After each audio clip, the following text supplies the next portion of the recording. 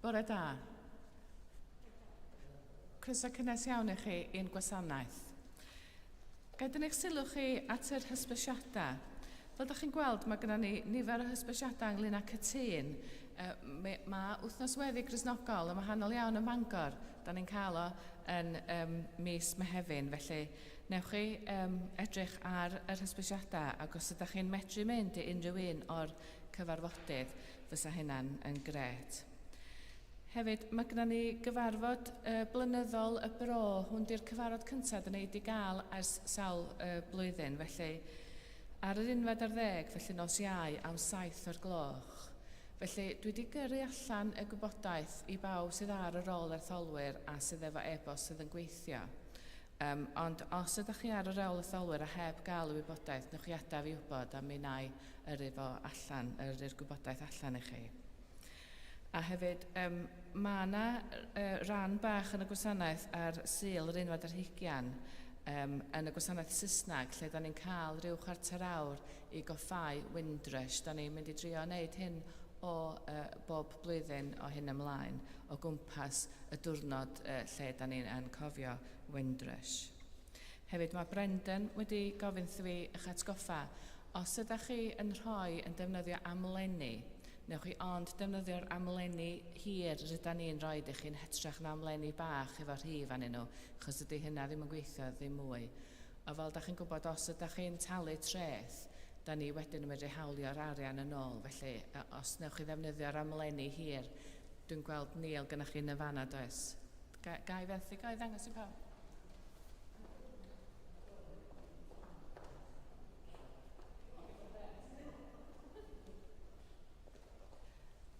Ia, yr amlenni yma, os gwelwch yn dda, mae hynna'n help mawr i ni. A hefyd, dwi'n gobeithio bod chi'n mynd i wrando ar y radio heddiw yma, achos mae'n canon Angela ni wedi wneud gwasanaeth caniadaeth y Cysigr, a mae o'n wych, felly newch chi wrando os gwelwch yn dda. Jyst i gael atgoffa chi beth sy'n digwydd yn ystod yr wsos, mae gennym ni beth sy'n digwydd yn arferol, ond hefyd, am fod ti'n ddydd gwyl Barnabas, rydyn ni yn cael cymyn am 7:08 ar fore dydd Iau hefyd. Ond fel arall, mae bob dim yn union un peth fel ar. Heblaw, cofiwch am ein AGM nos Iau. Felly, gawn ni rwan dreulio ryw enid yn paratoi ar gyfer ein addoliad.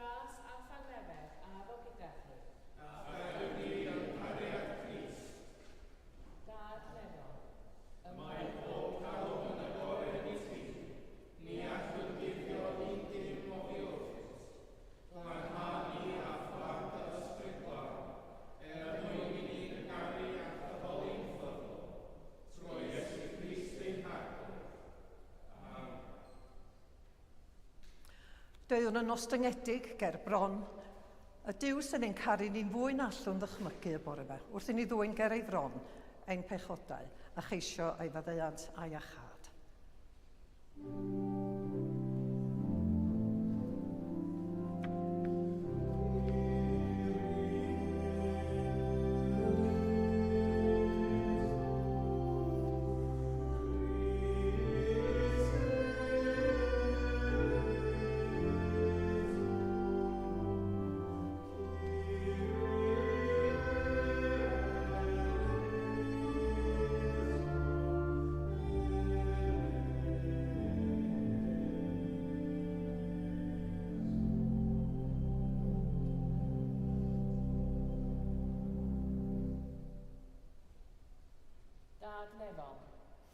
Yr ydym wedi pechu ar feddwl, gair a gweithred, a heb wneud yr hyn a ddylem.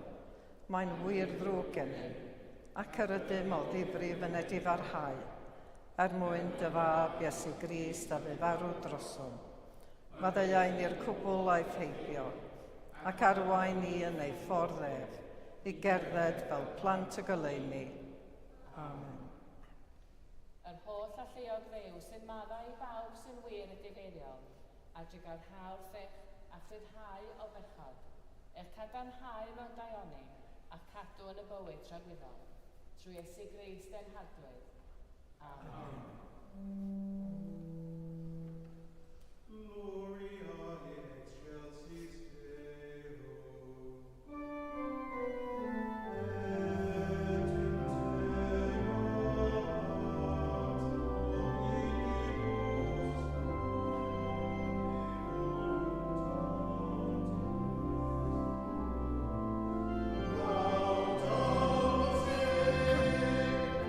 Benedictus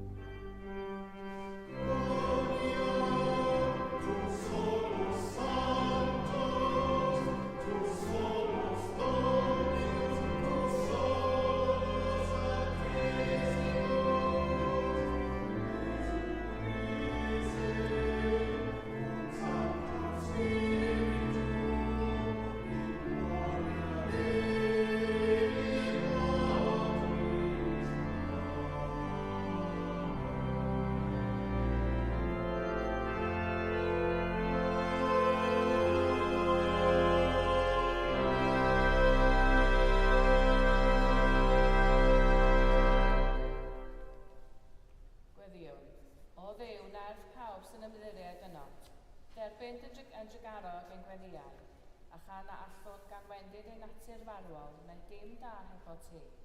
Caniatáu ni gymorth dy ras, fel wrth gadw dyrchmynion, y boi ni'n dyfodhau ar ewyllus a gweithred, trwy si gris dy fab yn hardwyr, sy'n fyw ac yn tenasu gyda thi yn undod yr ysbryd glân, yn un Duw, yn awr ac am byth. Amen.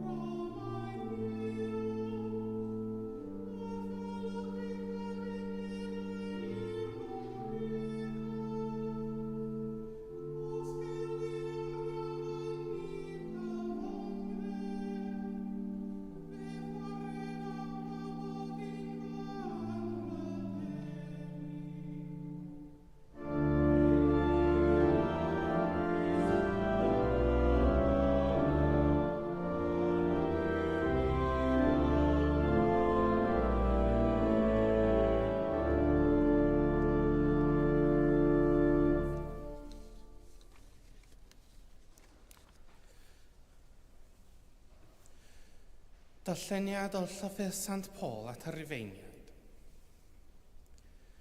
Ymarfewyd i Abraham, neu yw fisgynyddion, y byddai yn etifedd y byd, wedi ei rhoi nid trwy'r gyfraith, ond trwy'r cyfiawnder a ger trwy ffydd. Oherwydd, os y rai sy'n byw yn ôl y gyfraith i'r etifeddion, yna gwagef yw ffydd, a difym yw'r ryfewyd. Digofaint yw cynyrch y gyfraith, ond lle nad oes cyfraith, nid oes trosedd yn ei herbyn chwaith.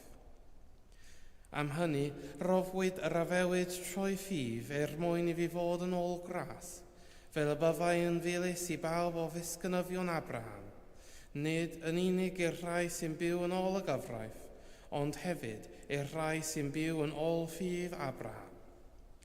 Y mae Abraham yn dad I ni gyd, fel y mae'n ysgrifenedig, yr oedd yn dybenodi yn dad cenhedloedd lawer. Yn y Duw a fywedodd hyn y credodd Abraham, y Duw sy'n gwneud y meirw'n fyw, ac yn galw I fod yr hyn nad yw'n bod. A'r credu hwn a gobaith y tu hwnt I obaith, a'i gwnaeth yn dad cenhedloedd lawer, yn ôl yr hyn a lefarwyd, felly y bydd dy ddisgynyddion. Ei fod tua 100 oed, ni wanychodd yn ei ffydd, wrth ystyried cyflwr marw ei gorff ei hun am reif drach rof Sara. Nid amheodd ddim ynglyn ag afewid Duw, naf diffygio mewn ffydd, ond yn hytrach grymusodd yn ei ffydd a rhoi gygoniant I fyw, yn llawn hyder fod Duw yn abl I gyflawni'r hyn yr oedd wedi ei afon. Dyma pam y cyfrifwyd ei ffydd efo yn gyfiawnder, ond ysgrifenwyd y geiriau fe'i cyfrifwyd efo, nid ar gyfer Abraham yn unig, ond ar ein cyfer ni hefyd. Y mae cyfiawnder i'w gyfrif I ni sydd a ffydd gennym yn y rhwn a gyfododd Iesu ein harglwyf o fi wrth y meirw. Cafodd ei drafodi farwolaeth am ein cymweddau, a'i gyfodi un cyfiawnhau ni. Dyma air yr aglwyf. Diolch a fo I Dduw.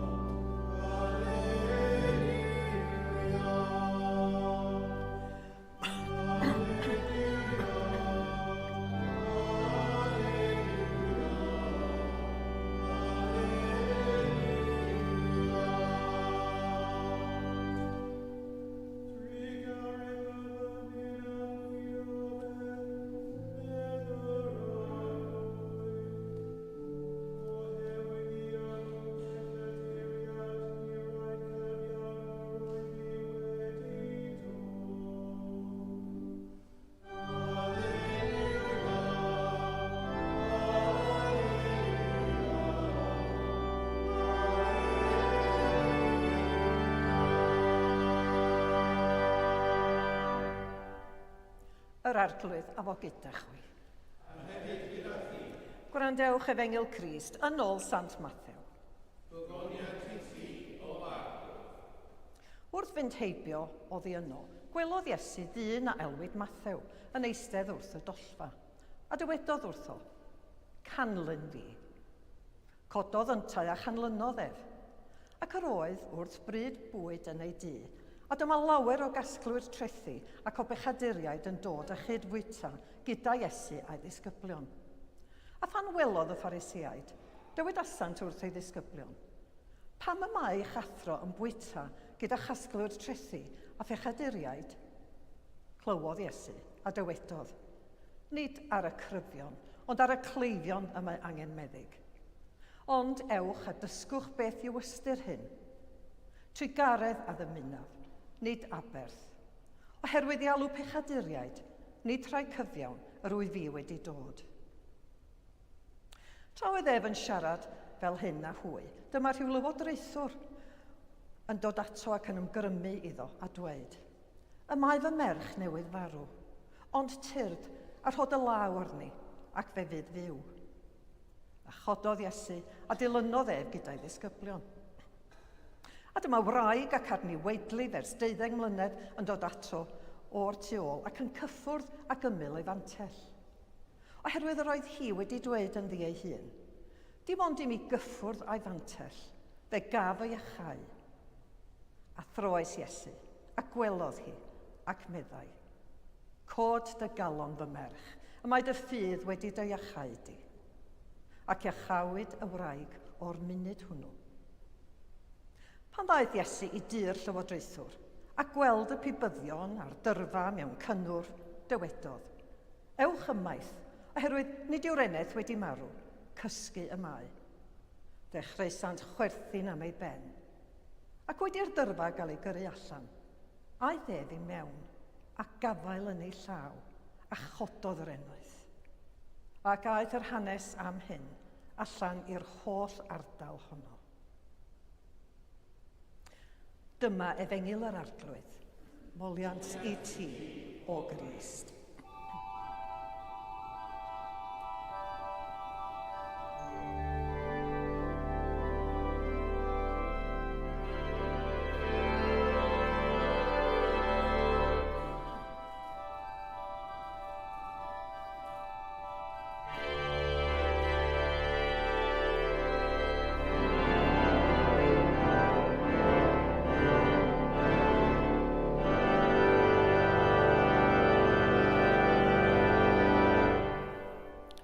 Boed i mi siarad yn enw'r Tad, y Mab a'r Ysbryd Glân.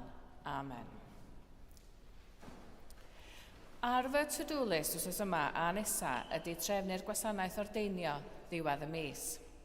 A mae hynny wedi dod â llwyth o atgofion yn ôl i mi. Sut o'n i'n teimlo rhyw 32 o flynyddoedd yn ôl rwan, yn sefyll yn union fel yna, lle mae'r lectern yn fanna rwan efo'r meicroffon. Yn hollol ofnus ac yn poeni mod i'n mynd i ddeud neu wneud rhywbeth allan o le. Y deion bryd hynny, a mi fydd rhai ohonoch chi yn ei gofio fo, oedd deion Erwyd Edwards. Dyn ofnadwy o dal, dyn mawr, mawreddog geolwg.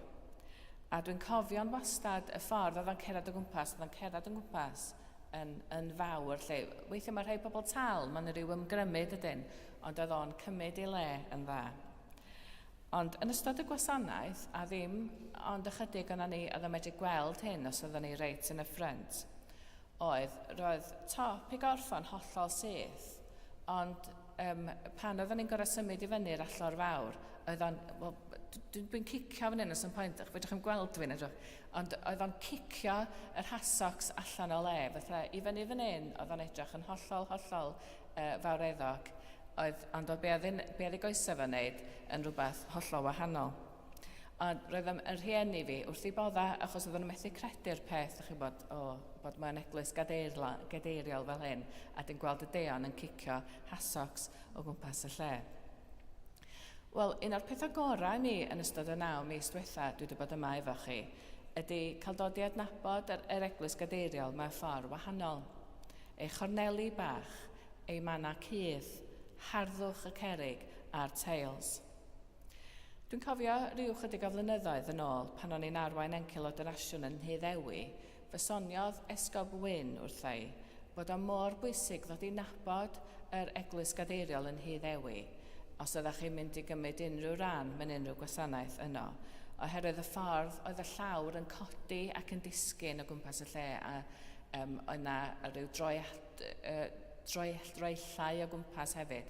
Felly oeddech chi yn gorfod bod yn ofalus iawn ffordd oeddech chi'n cerdded, ac ond y pobl oedd yn nabod yr eglwys mewn ffordd oedd yn medru teimlo'n gyffyrddus yn cymryd gwasanaethau yna. A mae hynny'n wir yn fan hyn, dwi'n siŵr, ag am amryw o eglwys arall. Mae'n rhaid i chi deimlo'n gartrefol mewn eglwys gadeiriol a mewn adeilad eglwys. Rhaid i chi garu'r adeilad mwyn i'r adeilad garu chi nôl. Rydyn ni'n meddwl mae ni sy'n siapio adeiladau, ond mewn gwirionedd mae adeiladau yn ein siapio ni'na hefyd. A rwan, dwi ddim mwyach y diacon ar y ffeiriad newydd ofnus yn sefyll yn fanna, yn nyrfys iawn am be oedd yn mynd i ddigwydd iddi, ac efo ofn mawr wneud camgymeriad. Dwi rwan yn ddeion ychydig yn llai nerfus, yn arwain y cymyn yn fama, yn sefyll yn fan hyn yn y pilpid yn y pregethu i chi, ac yn gadael i'r adeiliad fy ffurfio i gymaint a dwi yn medru ffurfio'r adeilad. Felly dwi eisiau ni mynd i fewn i'r teimlad yna o deimlo yn hollol gysurus yn ein cyd-destun. Oherwydd dwi'n meddwl na dyna be di un o themau cudd y darlleniad yma o'r efengil y bore yma. Oherwydd mae teimlo'n hollol gysurus yn eich cyd-destun, neu chydig bach yn anghysurus, oedd profiad y 2 berson ydyn ni'n clywed amdanyn nhw y bore yma. Oherwydd, da ni'n cyfarfod â 2 berson, Ar un llaw arweinydd y synagog, person mor hyderus, nes ei fod yn barod i dorri ar draws parti oedd o ddim i fod yn rhan ohoni, a mynnu bod Iesu'n yn dod efo fo i achub bywyd ei ferch.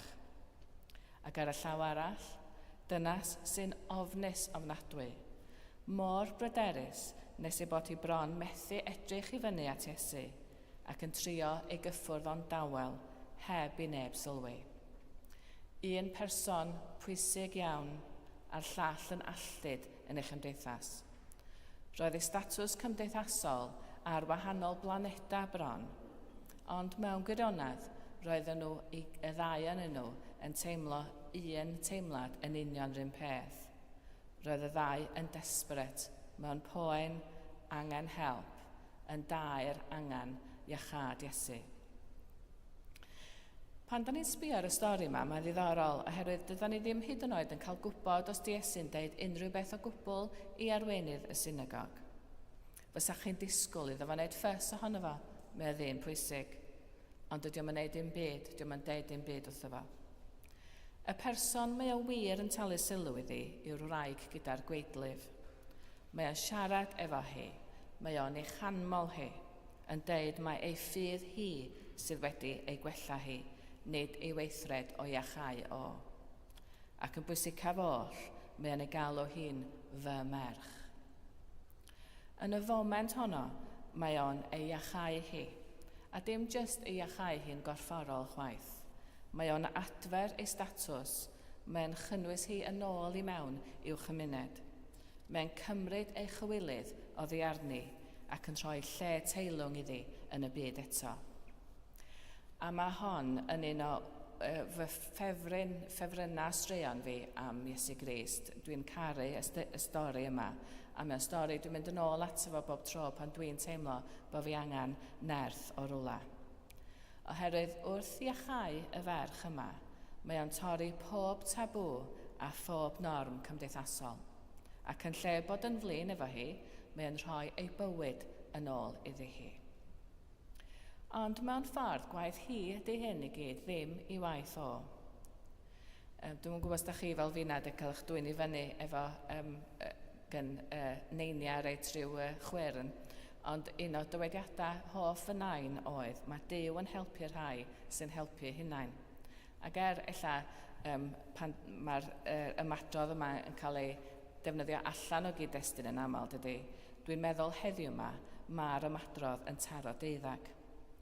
Oherwydd dim Iesu sy'n rhaid ei bywyd yn ôl iddi hi mewn ffordd, ond hi sy'n cymryd ei bywyd hi yn ôl.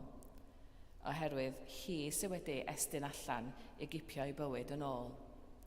Wedi'r cyfan, dyna mae'r Efengil heddiw yn ei ddeud. A throes Iesu a gwelodd hi ac meddai, cod dy galon fy merch, y mae dy ffydd wedi dy iachau di. Mewn sawl ffordd, mae'r wraig hon yn enghraifft i ni. Mae beth da ni wedi glywed Angela'n darllen heddiw yma yn sôn am alwad yn dydi i ddechrau, sef galwad Matthew. A felly mae'r holl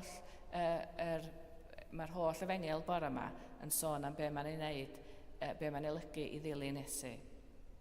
Chydig cyn hyn, mae Iesu'n deud, nid ar y cryfion, ond ar y cleifion y mae angen meddyg. Ond ewch a dysgwch beth yw ystyr hyn, trigaredd a ddymunaf, nid aberth, oherwydd i alw pechaduriaid, nid rhai cyfiawn, yr wyf fi wedi dod. Felly, beth yw bod yn Gristion? Beth yw dilyn ein galwad? Ydy o ynglŷn â bod yn barchus, byw bywyd perffaith, cadw pob rheol a gorchymyn, gwybod sut i fihafio'n iawn mewn cadeirlan? Yn ôl, be da ni newydd glywed? Na, ddim o gwbl. Bod yn Gristion ydy gwybod ein bod ni angen Duw, yng nghanol llanast ein bywydau, ac ymestyn allan ato fo. Mae gwahaniaeth rhwng y ddau brofiad o euogrwydd a chywilydd. Euogrwydd, maen nhw'n deud, ydy teimlo'n ddrwg am be da ni wedi ei wneud. Cywilydd ydy teimlo'n ddrwg am bwy yda ni. Yn rhy aml, mae'r Eglwys wedi cymysgu'r ddau ac wedi gwneud i bobl deimlo'n ddrwg am bethau sydd tu hwnt i'w rheolaeth. Ond mae newyddion da'r Efengyl i fod ein hiachau ni o'r ddau, dim jyst un ohonyn nhw.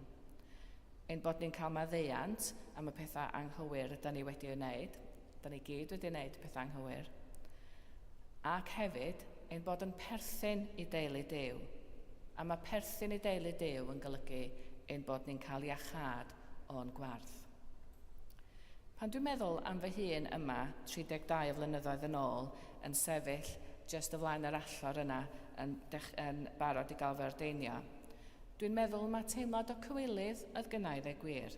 Teimlo mod i ddim digon da, poeni am ddeud neu wneud y peth anghywir. A mae lot o bobl yn medru teimlo fel yna'r eglwys, dydyn? A mae'n drist iawn fod ein profiad ni o'r eglwys yn medru gwneud ni deimlo fel yna.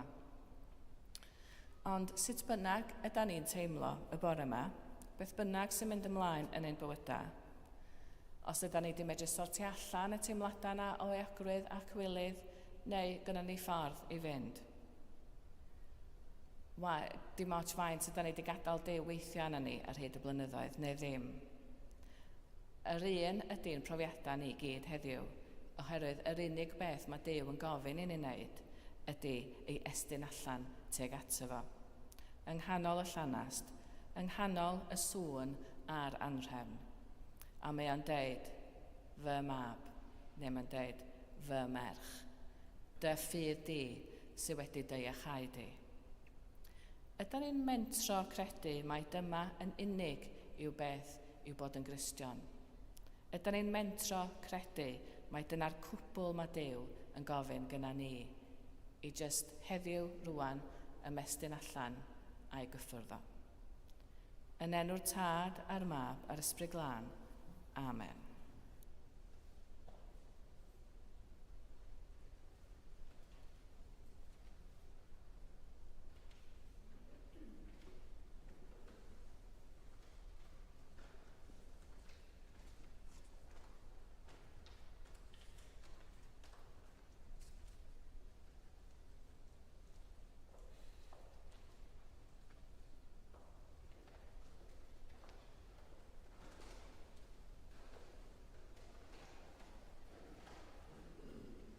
Credwn yn un Duw, y Tad y holl ydyw, gwneithio rownd a ddeia, a phob peth gwedig ac anghyd. Credwn yn un arglwydd Iesu Christ, unig fab Duw, ac yn hedfod gan tad cyn y holl oesoedd. Duw o fyw, newid colerwydd, gwir byw o wirwyr, wedi ei genhedlu, nid wedi ei weithio, yn un hanfod ar tad. A thrwydd oer gynnau pob peth, ein mwyn ni ac ein hachalwyr, disgyn o hwn newydd, trwy nedd yr ysbryd glân paeth yn gnawd o bai fawr, ac fe'i mai yn ddi.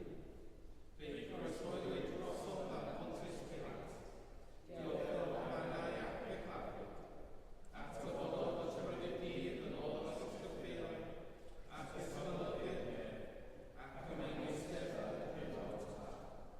A dafodd ar hefn mewn gogoniant i farnu'r byw a'r brigwyd, ac ar ei dernas ni didiw. Credwn yn yr ysbryd glân, yr arglwydd proforbywyd, sy'n ddirgio o tad, ac yn hyd ar tad a'r mab, a gyd a hwyr ac yn gyd o fyw, a cael y farod troi'r proffwyni. Credwn yn un eglwys Catholig ac Apostolig, hyd na byddwn ni'n medru mewn ar ein pechodau, a disgwyl am atgyfodiad yr un, a bywyd y byd sy'n gyfod. Amen. Gweddiwn dros yr eglwys a dros y byd, a rhoddon ddiolch i Dduw am ei ddeion.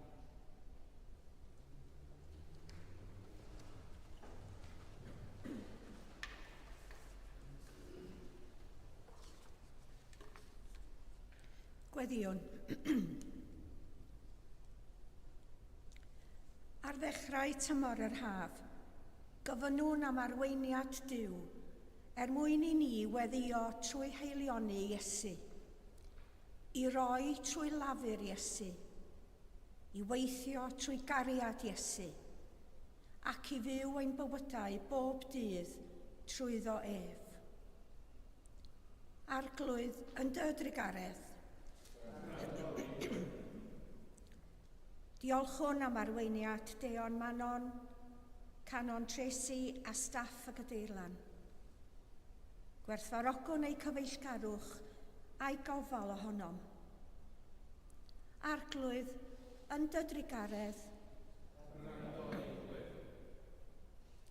Trist yw parhau glywed am ryfeloedd yn y Dwyrain Canol, yn Wcrain, Rwsia a Sudan. Gweddiwn y bydd i reolwyr gwledydd wrando ar efengil tangnefedd, lles pawb. Diolch am sefydliadau dyngarol sy'n gweithio'n ddewr a diflino mewn mannau cythryblus ein byd. Arglwydd yn dy drigaredd. Diolchwn am yr hyn oll sydd gennym, aelwydydd dedwydd, ein cymuned glos yma yn yr eglwys, a thros Gymru'n gwlad a'i hiaith. Yng nghanol holl ansicrwydd bywyd, boed i ni afael yn dyn yn ein hetifeddiaeth a'n hunaniaeth. Arglwydd yn dy drigaredd. Wrth i ni gofio am a gweddio dros ein ffrindiau Elma, Leslie a Heather, gobeithiwn am adferiad iechyd llwyr iddynt. Diolchwn am ofal a sgiliau meddygon, nyrsys a holl staff Ysbyty Gwynedd, a diolchwn i bawb sy'n gweithio'n ddiflino yn y gwasanaethau iechyd a lles. Arglwydd yn dy drigaredd. Gwrando ni wrth i ni gofio rai hynny a fe farw yn ffydd Crist. Gweddiwn dros y rhai o'n cymuned ni sydd wedi marw yn ddiweddar. Jill Jones, Margaret Hughes, Dafydd Evans, Judith Richards. Gweddiwn dros deulu Harry Novak a thros dinas Southampton. Na foed i anghydfod arwain at drais a gormes. Mewn enid o ddistawrwydd, cofiwn ein hanwyliaid na sgwelwn mwyach.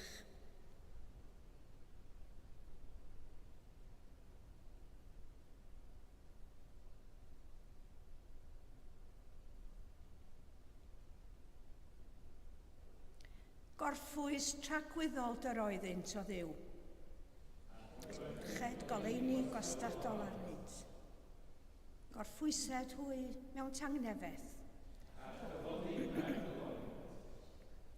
Dad trigarog, derbyn y gweddiau hyn, mwyn dy fab, ein gwaredwr Iesu Grist. Amen.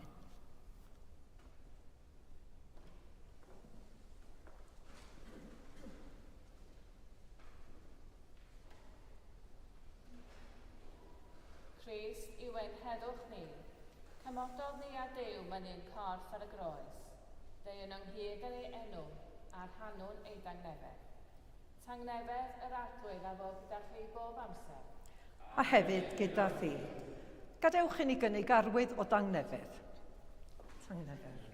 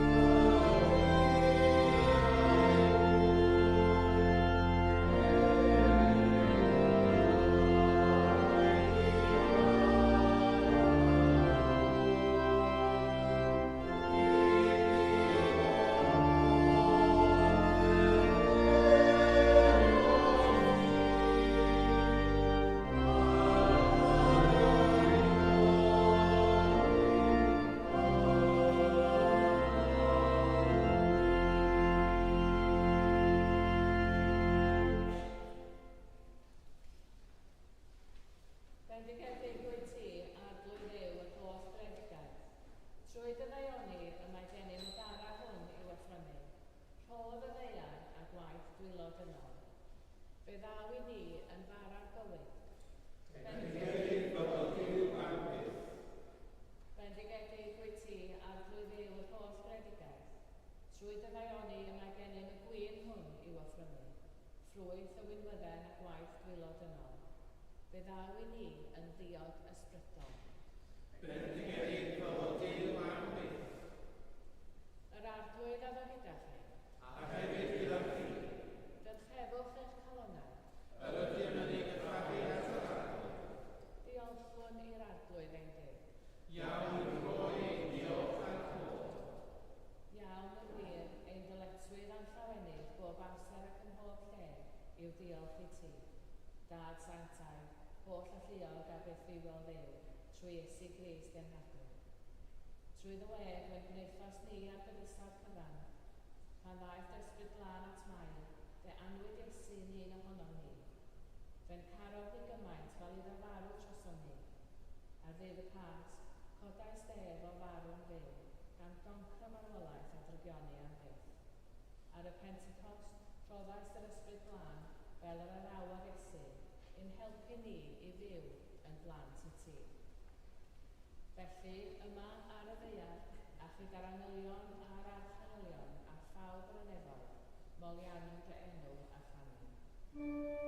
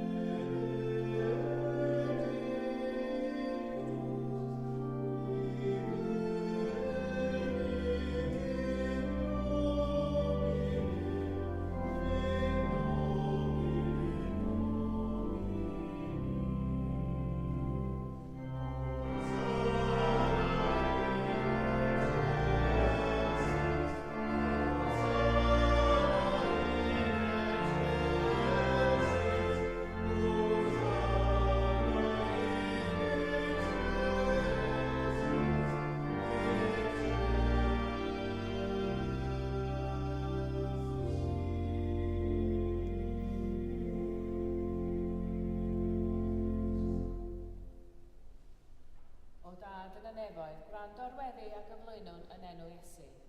Trwy nerth yr ysbryd glân yn dirion fel cylomen, bydded y bara hwn a'r gwyn hwn i ni yn gorff a gwaed Iesu. O dad, cofiwn pan gafodd Iesu swper gyda'i ffrindiau yn noson cyn ei farw. Fe gymerodd y bara a diolch i ti. Fe torodd a'i roi i'w ffrindiau a dweud, cymerwch hwn a'i fwyta. Dyma fy nghorff a roddir drosoch chi. Gwnewch hyn i gofio amdana. Ar ôl swper, fe gymerodd Iesu cwpan gwyn. Diolchodd i ti a'i roi i'w ffrindiau a dweud, yfwch o'r cwpan hwn bob un ohonoch, a mae hwn yw fy ngwaed, yr addewid newydd o gariad Duw. Gwnewch hyn bob tro yr yfwch ef i gofio amdana. Gyda'n gilydd, cofiwn fod Iesu bob amser gyda ni a dweud, bu farw Crist, atgyfododd Crist, da... O dad, wrth i ni gofio dy fab Iesu Grist yn ei farw ar y groes, ac atgyfodol, a thrymwr i ti yn rhofio'n hyn a'r holl rhofio'n yr wyt yn ei rhoi mor hael i ni. Anfon ysbryd glân i fod gyda ni a phawb sy'n rhannu'r bara hwn ac yn yfed yr cwpan hwn. Helpa ni i ymddiried yn o ti, tirdan ei nes at ei gilydd, a'n croesawu gyda'r holl bobl i deyrnas o gyneddus Iesu. Ti o dad, gwe bob yn hyder ac agoniant, trwy ysydd y fab gyda'r ysbryd glân, yn un Duw, yn oes oesoedd. Amen. Fel y dysgodd ein iachawdwr ni, gweddiwn yn hyderus. Ein tad, Yr hwnnw sy'n yn newydd, sancteidiad yn enw, deled y dermas, gwneud y dleorchus, megis yn y neb, felly ar y bydd ar hyd. Dyrwy ni heddiw ei bar y fynyddio, a maddau ni yn dyledio, fel y maddeuwn ni na i'n dyledu, ac arwain ni profedigaeth, eith gwaren ni rhagw, gan seilio ti o'r denas, a'r gallu a'r gwybod.